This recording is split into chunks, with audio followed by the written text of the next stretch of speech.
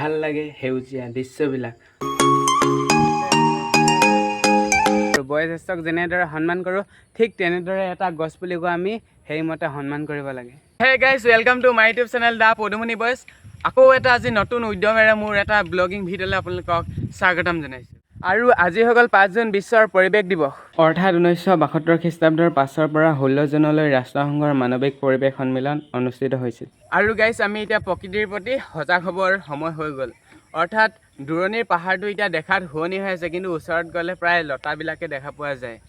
মানে মানুহে গছ গছনিবোৰ কাটি একেবাৰে ধ্বংস কৰি পেলাইছে। আৰু পলিউশ্যন, প্লাষ্টিকৰ প্ৰতি বহুতো পলিউশ্যন হৈছে। ডাঙৰ ডাঙৰ ছুপাৰ মাৰ্কেটৰ পৰা আদি কৰি এটা সৰু পৰিয়াললৈকে প্লাষ্টিকৰ ব্যৱহাৰ কৰে। গতিকে আমি গছ গছনি এতিয়া ৰুব লাগে। আৰু আজি 5 জুন যিহেতু, গতিকে মই এটা গছপুলি আজি ৰোপণ কৰিম। আৰু আজি বুলিয়ে নহয়, মানুহে প্ৰায় গছপুলিটো ৰুই ফটো মাৰি দিয়ে বিশ্বৰ পৰিৱেশৰ দিনা। কিন্তু আমি অকল 5 জুন দিনা যে গছপুলি ৰুব লাগে এনেকুৱা নহয়, আমি পাৰিলে গছপুলি আমি ৰোপণ কৰিয়ে থাকিব লাগে। আৰু গছপুলিটো ৰুলে নহ'ব, তাৰ প্ৰতি আমি বেৰা দিব লাগিব, জেৰুৱাৰ ব্যৱস্থা কৰিব লাগিব। আৰু তাৰ প্ৰতিপালন কৰাৰ সম্পূৰ্ণ দায়িত্ব আমাৰ। আৰু মই এতিয়া হাততে মোনাটো লৈ ওলাইছোঁ পুলি আনিবলৈ। আৰু আহি পালোহি পদুমণি নাৰ্চাৰী। আৰু আজি ইয়াত দিয়া হৈছে বিনামূলীয়াকৈ গছৰ পুলি। আৰু এনেকৈ পাই গ'লহি পুলি নিবলৈ, তো লগ পালোঁ ৰুবুলক। পুলি ল'লি? ল'লোঁ। কি ল'লি? আমলখি এজোপা হ'ল পুমা। আৰু ময়ো সোমাই আহিলোঁ পুলি বিচাৰি পুলিৰ মাজে মাজে। ভাল লাগে সেউজীয়া দৃশ্যবিলাক। আহকচোন মই কি পুলি লওঁ।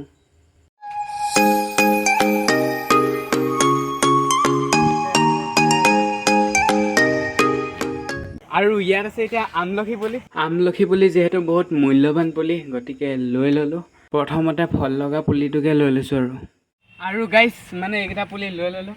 আৰু আপোনালোকে যে এইবিলাক দেখিছে পুলি যে পচাই থৈছে, মানে এই শাৰী শাৰীকৈ ধুনীয়াকৈ সজাই থোৱা পুলিবোৰ এনেধৰণৰ পলিথিনৰ পেকেটত মাটি ভৰাই ইয়াতে পুলি পচাই ডাঙৰ দীঘল কৰা হয়। আৰু গাইজ, এতিয়া ঘৰ আহি পাই গ'লেই ধুনীয়াকৈ কোৰচো লৈ আহিলোঁ।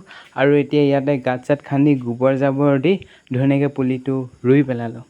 দেখিলে আপোনালোকে পুলিটো ৰুই দিলোঁ। আৰু এই পুলিটো তেতিয়া জেৰুৱা নিদিলে হ'ব, মানে চাৰিও বাউণ্ডেৰীটোত মানে জেৰুৱা আছে যে, তো আমাৰ ইয়াত গৰু ছাগলী একো সোমাবলৈ নাপায়, সেইকাৰণে বেৰি নিদিওঁ। আৰু বাকীকেইটা পুলি থৈ দিয়া হৈছে, এতিয়া নৰোঁ।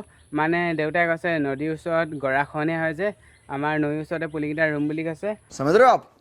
আৰু গাইছ, এইখিনিতে মই কথা এষাৰ কৈছোঁ, আমি ডাঙৰক যেনেদৰে সন্মান কৰোঁ, বয়োজ্যেষ্ঠক যেনেদৰে সন্মান কৰোঁ, ঠিক তেনেদৰে এটা গছপুলিকো আমি সেইমতে সন্মান কৰিব লাগে।